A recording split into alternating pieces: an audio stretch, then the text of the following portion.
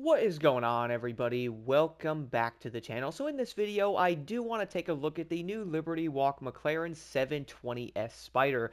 Now, if you are wondering, this car can be bought for $1.8 million, or you can also head over and grab the bundle if you would like. Now, for me, I already had the Neon Blade Nitro, so it is going to be a tad cheaper for me if you wanted to use crew credits. Keep in mind, if you actually wanted to, this car is going to be around $20 to buy it. So I was like, yeah, no, let's head over here and actually just buy the car with 1.8 million because that's easier. Hit the wrong button. And I figured let's test this thing out and see what it can actually do. Ooh, you could change the color on it. Bro, look at the blue color on that. So you have that, rims, let's preview it here, spin it around. Let me know in the comments below, guys, what color are you going to make your 720 in the comments below. I do feel like it will probably look good in most of the colors, but man, this blue is just so sweet. Bro, wait, hold, pause. Pause. Are those colored rims, bruh? Are those colors rims? What? We have rims that have a color on them? Oh my. This is something. Hold on. This is something new. So, of course, spawning outside here with the new 720 Liberty Walk. Guys, I would say everybody can agree this car looks so dang good. I really do have to give them credit on the car models. Like, they really do kill it. Like, look at the body kit and the fitment on this thing, man. It is legitimately perfect. Now, the interior, I would say, is probably the same, I think. Don't see anything. Can I move it? Can I move? There we go. I would say it's probably going to be the same. Nice detail again. I do love the way the interior looks in this car, man. 720Ss are incredible. I have never seen a Liberty Walk 720S. I don't even know if there's even one in the United States. Let me know in the comments below if there is one. But similar to the other cars, though, I do want to do a quick top speed test with this thing because you have to do a top speed test with any new car in the game. Am I right? I mean, you kind of have to. Then after that, I also want to jump into one of the other areas and actually test out something with the pro settings on this car. So I'm probably going to head over to a place with tons of turns and stuff like that and see what I can actually do with it. So do stay tuned for that here in a second. But here we go. Okay, so 299, 300-ish. I would say that's fairly average for a hypercar. I did notice most of the hypercars do around 300 miles an hour, like 295 on some of them. Some cars accelerate differently, some cars get to top speed faster. Kind of all depends on the vehicle there, I guess, but it is still going to be a very competitive vehicle. Now, the biggest thing, though, I am going to come out and say this is the new 919 Porsche. It's probably going to completely destroy this thing in a race, at least I would guess it would. That car is absolutely insane. If you are wondering, there are still going to be a few other hypercars that are a bit faster than this one. Something like the Lamborghini Countach, for example, the Bugattis. Those do around 305 to 306, which I would probably say in like a PvP event not having Nitro Chemist is probably not going to be a big difference compared to something like 300 miles an hour that you're going to get out of the 720S. So as I did mention before though, I did end up spawning over to one of my favorite roads right over here to test out certain vehicles and their pro settings, which I'm also going to go through live and actually show you guys a few things on the car that I do adjust. I'm actually going to throw on some random settings on it first to see how it does do based on some of the other cars I have driven. So the first thing I'm going to look at here is probably going to turn this up to -5, maybe -2 there. Let's put this all the way up to 10 and then 8. And then for the rebound, I'll go with maybe, let's do +12 and then +10 on there. And then normally I have been noticing certain cars do pretty well with 6 and then 4 on the front. So let's try that out here and see how this car does end up doing. Now, one thing I did also do, though, is for this, I did end up turning off the world tags because they get really annoying. But let me see what I can do with this vehicle. Now, I do know everybody drove this thing back in the day in that Summit, which I would say in the Summit with these settings on this car were kind of questionable. And do not worry, though, because I am going to test this thing out in a race to see what it can do. So a few things I do look at when trying to tune some of these cars now is, well, how does a car go around the turn? Does it actually be stable? And is it going to kind of slide everywhere? Does it struggle a bit when you get a bit of higher speeds with it? And there's going to be a few things I really do look at when trying to tune them. Can even spawn back over there and do it again, but here going around this, so it is sliding a bit. So right there, guys, the first thing I'm going to go do to this vehicle is, of course, go back into it here. Head back down over here. Let's put this thing on 14 and then 12. Going to leave everything else as is right now because I don't think that needs a tweaking. Let's put this to 7 and then 4 there and see what we can do. And I do understand upon first glance you're probably like, bro, what are you doing to your car, man? Here's the thing. I actually notice a lot of the times the cars really don't need crazy settings on them, or at least you could actually have a base setting on many of the vehicles that are extremely similar to each other. And yes, it does actually work. So right now, okay, the car was pretty stable on that turn. Let me speed up a bit here on this sharper turn over here. Now, I'm sure a lot of players are like, bro, go faster. Thing is, I did hit a Chevy.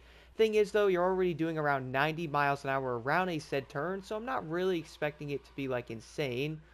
That was actually fairly decent on grip. Maybe I can tweak it around, going up a little bit more on the rebound and all that. Let's see. So I'm sliding there, which does mean it's going to need even more tweaking on it. So heading back into the pro settings again here, heading back over to the vehicle. Let me go down. So right now, guys, again, I'm running 10 and 8 on that. 7, I'll move that up to 8. Let's even move that up to 5 there. Running 14 and 12. Let's move this up to 7 and 5 there. Probably not going to work all that great, but I'll try it out. Might even move that up to 15 or even 16, and then 12 to 13 and 14 on that part. Sometimes you guys really have to mess with some of these cars to really make them great, but kind of messed up on the road there. Let me spawn back over here now and try it again. Now, I do know a good way to probably test this out is going to be PvP or something, which I would like to try that. Hopefully, if I can get a PvP with hypercars in it. Kind of hate how it's going to be random still, but let's see right now. Okay, so that's pretty stable. You guys will notice that, yeah, the car's still going to break grip there on the side there when you oversteer it, which is something I have noticed. Now, even though the car is doing that, that doesn't necessarily mean it's going to be terrible, but I would say you're probably going to look at this and go, yeah, dude, see, that's going to be an issue, because if you're going really fast around certain corners, you don't want to struggle around them.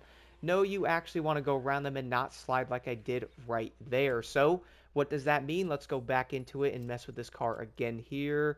Figured a good way to do this is actually do it live when I'm recording the video instead of like trying to hide stuff. So it does actually kicking out the rear end of it. Move that up to 16, and then we could do 14 there. Let's move this up to 8. Even 10 and 8 would actually work. Let's try that. That's maxed out on the front of the suspension, or like the spring of it. So there's 10 and 8, 10 and 8. Let's try that out, guys. Now, I do know some of these settings probably look absolutely insane, but I have noticed, though, tweaking the cars like that, it really does take a while to get them how you truly want them. One thing I do admit, though, is even in the Crew 2, I feel like it was actually easier in that game to get the, oh my, now I'm kind of sliding everywhere, so I'm going to have to adjust it. But I do think in the Crew 2 was a bit easier to get the actual build on your cars in that game, at least I think it was. So I'm actually going, okay, you know what? So I know exactly what I need to turn around here. Let me go back into the car. So you guys are probably noticing that I was gripping well, but the car was kind of losing itself a little bit. So let's go back down here. I'm actually going to be a little insane. I'm going to go 5-3 on these. Let's go back to 5 on this. This can be toned down to 12 and 14 again. Going to go down to 8 and 6 on there. Now, I do know some of the tuning on this is probably like, bro, what are you doing? Here's the thing, guys. It is a bit confusing on certain vehicles in this game. Now, I actually do want to test out this car with these settings on it in a race, see what it can do, because it kind of is going around the turns nicely now. Look at that. That was fairly decent. You know what? Let's actually jump into the race that's over in this area right here, this one. This race is going to be on a perfect road to test this thing out. Let's do that one and see what this car can actually do with the current settings on it. Now, one thing I do want to point out, though, before I jump into this race, though, is I did end up tweaking the car again. So, guys, this is what I am currently running on the vehicle now. I actually ended up going on the damper compression to 14 in the front and 16 on the rear. I actually brought down the rebound back to 10 and 12. Put this back on 8 and 10, then also left the 8 and 5 there. And then, of course, the other ones I have on 2 and 4 up here. Now, I'm sure you're probably looking at this going, dude, those are some really weird settings. And you know what? They are pretty weird settings, but I was like, wait a second, maybe this car is legit going to be that weird. I was noticing going around the turns and not like slamming down the actual analog stick on the car. It handles really well with these settings on it. Oh, hello there, Bugatti. Can I get by you there, bud? See, right there, guys, previously when I was testing it, the car was sliding with the other settings on it. Here's a good way on this turn right here, though. Look at this. It's actually gripping the turn. It's not sliding out in the rear end. That is legit perfect. That's what you're pretty much looking for. And some cars are probably going to need more tweaking depending on what it is. I do know for a fact a lot of players already don't really use the 720S. I mean, I really have not seen anyone actually running this car on PvP and stuff, but maybe that's actually going to change now with the actual Liberty Walk in the game. because this thing really does look so dang nice. But one thing I was noticing though, bringing back down some of like the rebound and stuff like that seemed to help the car turn a bit, and it wasn't like struggling around certain places. It wasn't like oversteering in the turns, and it also wasn't fighting you in some areas to where sometimes the cars would end up doing that, and it gets pretty dang frustrating. Overall, though, I do like this car a lot. I would have to admit one thing, though. I don't see this car dethroning some of the other hypercars in the game. Quick example of that is going to be the new 919 Street, for example. That Porsche is absolutely insane. Then, of course, on top of that, we're also going to have the lovely Agera, which is still going to be really good. And then, of course, the Bugattis as well, which are basically owning it. But I would say with the proper settings on the 720S, I could see this car doing decently well. Are you going to be breaking records with this thing? Well, to be honest, I would say probably not. Like, the overall speed of this car doesn't seem to be as good as something like the 919 Street or something like the Agera, but I could still see this car probably faring its own way in many of the events or handling decent enough, and my goodness, my brakes were not working right there. That was unfortunate, and I just lagged really hard. That's not what I had in mind there. Thank you for that one. But I would say a lot of players are probably looking for something that is going to be stable, but it can also compete if they did want to use something different, have fun in the grand races and stuff, which I do feel like the 720S can do it. Again, though, if you're looking to break records or probably be the fastest in the lobby, my goodness, the brakes on this thing, man, might have to adjust that slightly. I used to do that a lot in the Crew 2. Did help a tremendous amount on making the car turn a lot better. That way it wasn't really fighting you and stuff when you would actually want to hit your brakes sometimes. Speaking of brakes, actually, let me try something out here and move this up to 65% front maybe, or 35% rear. Let me try it out here. I'll go like 120 miles an hour, and whoa, I got people here to squat up with. Don't know how that happened. All right, let me see. So I'll do about 140-ish here. That's a little better. Let me go back into it and try it again. See, guys, this is the thing, though. Some of the cars have really good brakes, and other cars legit have the worst brakes ever. Now, if you are wondering, I will move this all the way up to something like, let's say, 50% front, 50% rear. If you are wondering how that's going to work, well, I'm also going to go back up to 150 miles an hour or so and see what it can do, just to show everybody that sometimes it's not the best way, as you guys will see right there. See, that's a little better. That was a tad faster than what I had it on before. So I could probably say you might want more braking in the front and not as much in the rear. Let's go back to it. Let's try something like maybe currently, guys, it was 60-40 is how it was. Let's try 55-45. Maybe that might fix it a tad more if you are trying to adjust the brakes. But I would actually recommend trying out these pro settings. Now, they might need some tweaking on them a little bit, but I actually find them to be pretty dang good for the most part in the races I have done, so I would recommend trying them out. Now, I am currently messing with the braking on it, so getting up to 180, hitting the brakes there, so that was obviously going to be not as good. I actually found the braking to be a tad better having it 50-50, something to definitely think about. Overall, though, guys, I would like to know your thoughts on the McLaren in the comments below.